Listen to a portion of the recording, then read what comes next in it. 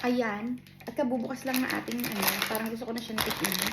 Titikman natin ngayon itong lapis kung masarap. Chicken skin.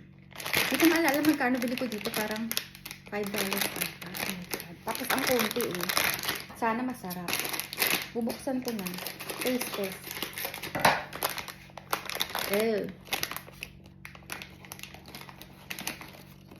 Mukhang masarap siya.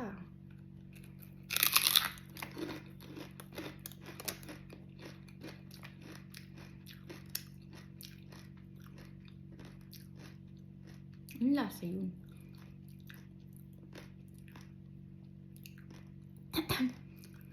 Nasulasok ako. Para siyang para siyang taba. Kapag kinagat mo malutong, tapos habang tumatagal, parang lumalabas yung mantika niya.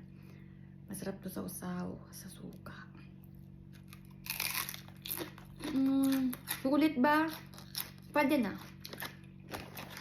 Ano na siya? Nakakasaya.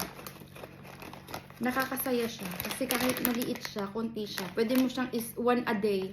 One a day, ilan to? Siguro aabot to ng 2 weeks. Basta isa-isa lang.